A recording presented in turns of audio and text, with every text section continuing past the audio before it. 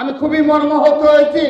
আপনারা যদি এই 4 মাসের বাস্তবতাই এই বিগত 15.5 বছরের যারা আজকে শহীদ হয়েছে তাদের কথা ভুলে যান, তাদের আত্মা ক্ষমা করবে না এবং কখনো সেই বিপ্লব সফল হবে না।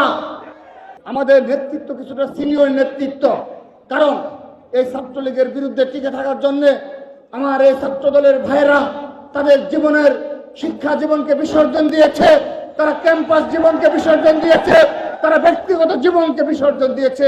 আমরা অচিরেই জাতীয় নির্বাচনের রুটম্যাপ দাবি করছি, যেন একটি রুটম্যাপের মাধ্যমে সকল ষড়যন্ত্রের অবসান হয়।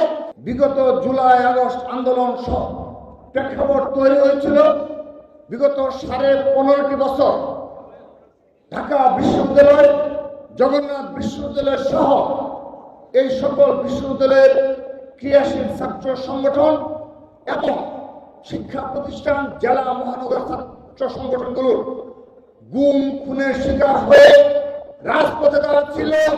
সেই প্রেক্ষাপট তৈরি করেছিল যেন এই বাংলাদেশ থেকে বিশেষকে এক দফার দাবি বাস্তবায়ন করা যায়।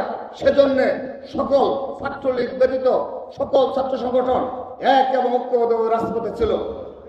সেই রাজপথে থাকতে গিয়ে শত শত নেতা কর্মী গুম হয়েছে, খুন হয়েছে, পঙ্গুত্ব বরণ করতে হয়েছে।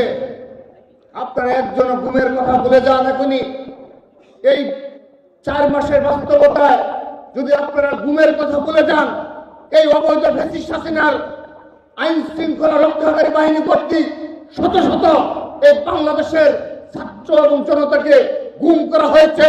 একজনও তার বক্তব্যে গুমের বিষয়টি উল্লেখ করেননি। আমি খুবই মর্মাহত হয়েছি।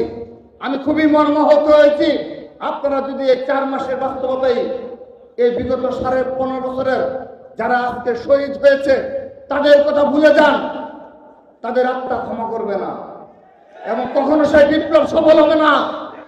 শ্রদ্ধা ভরে স্মরণ করছি এই জগন্নাথের সম্মুখে হত্যাকাণ্ডের শিকার বিশ্বজিৎকে যে সকল যারা হত্যা করেছে তাদেরকে সকলের বিচার যেন পুঙ্খানুপুঙ্খ হয়, ফাঁসিতে ঝুলে সেই ব্যবস্থা আপনারা করবেন। জুলাই আগস্টের পরবর্তী বাস্তবতায় এখন আমরা শতভাগ নম্র ভদ্র বিনয়ী ভাবে আমরা একটি সাম্য ও মানবিক বাংলাদেশ বিনির্মাণে নিরলস পরিশ্রম করে যাচ্ছি।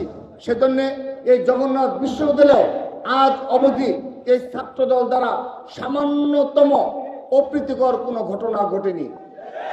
আপনারা লক্ষ্য করে দেখবেন সাধারণ শিক্ষার্থীদের পাশে যেহেতু আমাদের নেতৃত্ব কিছুটা সিনিয়র নেতৃত্ব, কারণ এই ছাত্রলীগের বিরুদ্ধে টিকে থাকার জন্য আমার এই ছাত্র দলের ভাইয়েরা তাদের জীবনের শিক্ষা জীবনকে বিসর্জন দিয়েছে, তারা ক্যাম্পাস জীবনকে বিসর্জন দিয়েছে, তারা ব্যক্তিগত জীবনকে বিসর্জন দিয়েছে।